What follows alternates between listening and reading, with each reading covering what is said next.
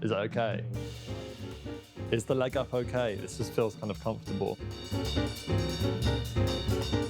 This is also the problem of having photographers, like being in front of the camera as well. Yeah. No, I wouldn't say like opening a bakery, although that sounds great. I've definitely fantasized about the idea of just doing something a bit more steady.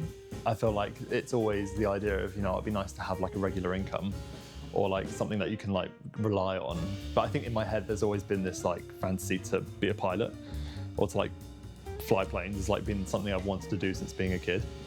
So that was originally the plan for like 18 years, was to like go and be a pilot. And then I did photography A-level at school and kind of got derailed by it in a way, just fell in love with it by accident and had a really great teacher who saw the interest and, it kind of dominoed from there, really. I think that it's not really necessarily a ritual, but because I don't live in London, I'm about 2 hours away, either side of a job I have about 2 hours to myself, which for me is like, I compartmentalize quite a lot. So coming from home into work into London, having that 2 hours just for like podcasts and relaxing, I'm often feeling quite nervous. I mean, I'm over 10 years into this now, so I don't know why I still get nervous, but I definitely still do. Like before a big commercial job, I guess I feel the pressure of it. I remember when I first did my first advertising shoot, I walked through the house we were shooting at. I arrived like 45 minutes before anyone had got there. And it was just me and the producer. And I remember just like walking through the house, taking a lot of deep breaths and kind of, almost like a liturgy sense of just like wanting to like bless the day a little bit, of kind of like, just trying to like find my center a touch and be in a place of peace. I feel like when I've gone into shoots and I've been in a place of chaoticness, that's never done very well for anyone I'm working with. So I think it's always just trying to find a place of peace before arriving on a job. But then afterwards, it's kind of like you enjoy the euphoria of it ending, and then you're like, oh, it was great. I feel like for me, there's no nicer feeling than like getting back in the car or getting on a plane and being like, oh, we nailed it and it went really well. And then I think for me, if I'm flying, it's like gin and tonic is my ritual. That's what I have on the way back. Or if I'm driving, it's usually like a Mackie D's, just down and dirty, classic. Not very sexy. I guess there's a twofold answer. Every year, Soph and I, my wife, we print out about 300 of our iPhone pictures and we put them into just like really standard acetate photo albums. The ones that my granddad had this. It kind of folds out and it has like lots of flippy acetate photos, and we've put them all in there. The first year I did it, I gave it to my wife as a present, and then ever since, it's just something we've loved to do. We've only done it for like 2-3 years. And I think that brings the most joy because I feel like those photos feel the most meaningful. I mean, it's nothing posed, staged, edited, or retouched. It's just our life and our memories and the food we ate in somewhere random, or like, the friends that we saw that we totally forgot that we saw.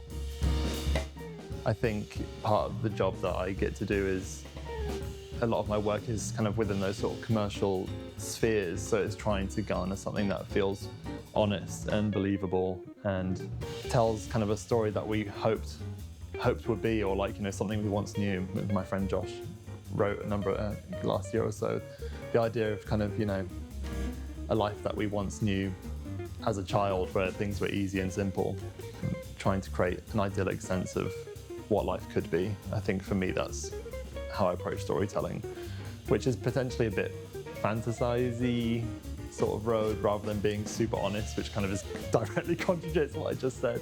I think that's the fun in photography. It's kind of getting to make something that's not quite real, but does have a sense of tethering to it. I guess it's like keeping something imperfect. Like it's kind of the nice place to leave a photo sometimes. I remember chatting to an art director a few years ago. We sat on a park bench in Bath and just kind of getting to meet each other and know each other for the first time. And she was like, I was talking about these photographers that I really liked. And she was saying, she's like, yeah, they're great. And she worked with them a lot.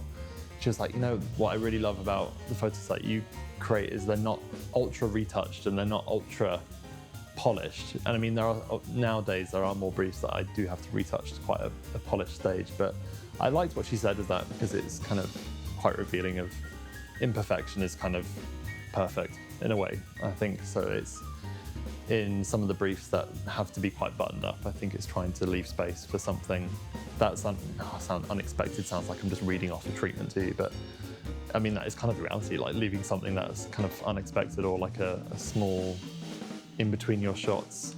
There's something that's lovely or telling.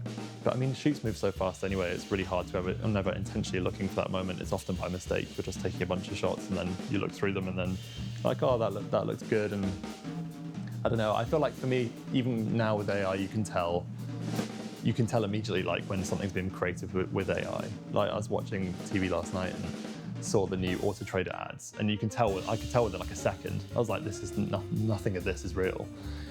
Things are too perfect. And you know, ironically, went on ChatGPT and asked, I was like, is the new Auto Trader ad in AI? And it was like, yeah, it's like fully made with AI. So I don't know, it's making something look believable and normal and maybe not so polished. Oh yeah, like the last 3 years, that's been like the linchpin of the entire industry's fear. But I don't know, I think there's still a place. There obviously is still a place because people are still working. I'm still getting to go on photo shoots, and I think there's something cathartic and really beautiful about getting to go on a set and take pictures. And I think most people that are involved in that really enjoy it. I think there's some parts of our world where it will become obsolete or just not needed as kind of huge companies try to like save money, and it's inevitably going to happen in some ways. But I mean, no, I hope not. I mean, it makes my soul feel sad. It's like if it's completely gone, but I mean, I'll just retrain and be a pilot if not. I mean, it was fun. It was fun while it lasted, yeah.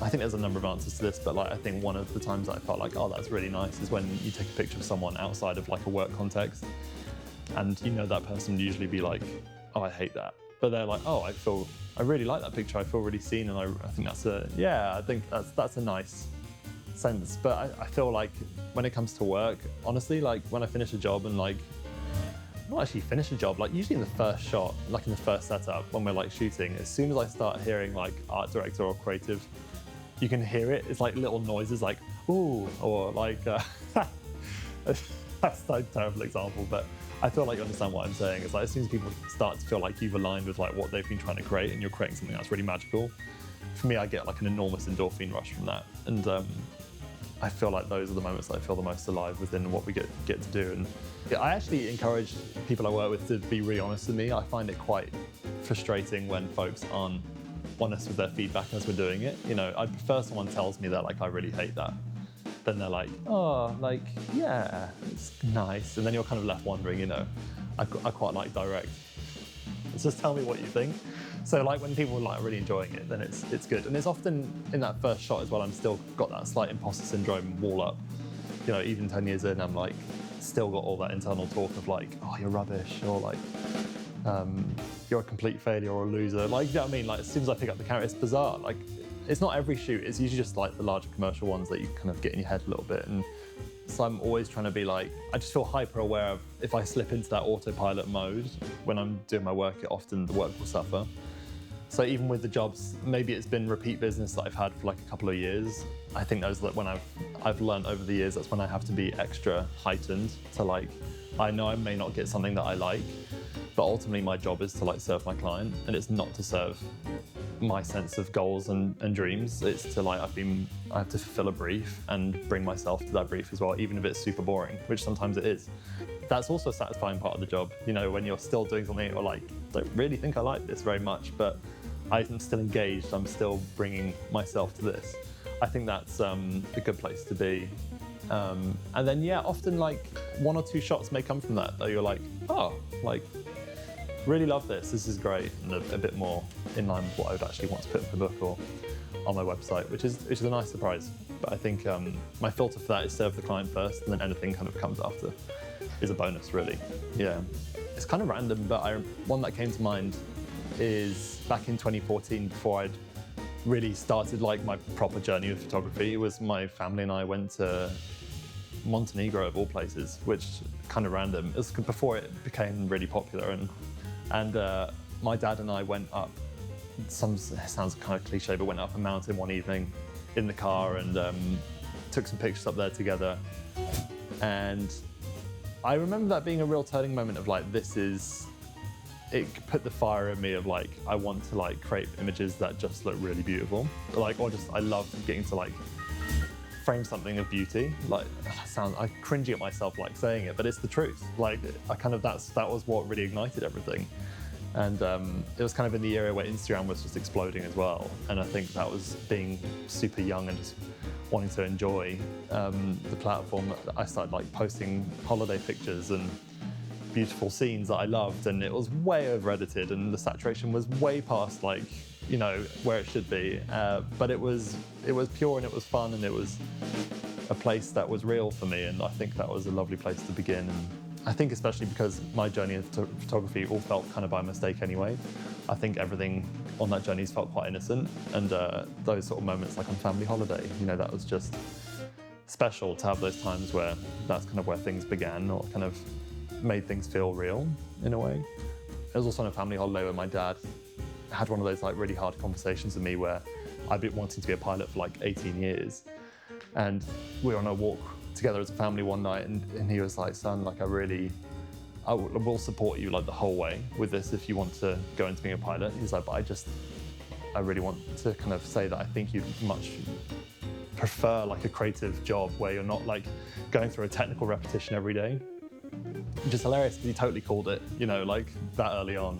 And I remember at the time being a bit like, oh, like, yeah, maybe. But I think now in like my early 30s, I'm like, man, like what a nice moment for my dad to like be that honest with me. And like, despite being so like all eggs in the pot for flying, he was, yeah, just a nice moment of honesty that really kind of shaped and changed the trajectory of like what my next 10 years were really. But so yeah, there's kind of that memory linked as the one on the same holiday. I think it was pretty special.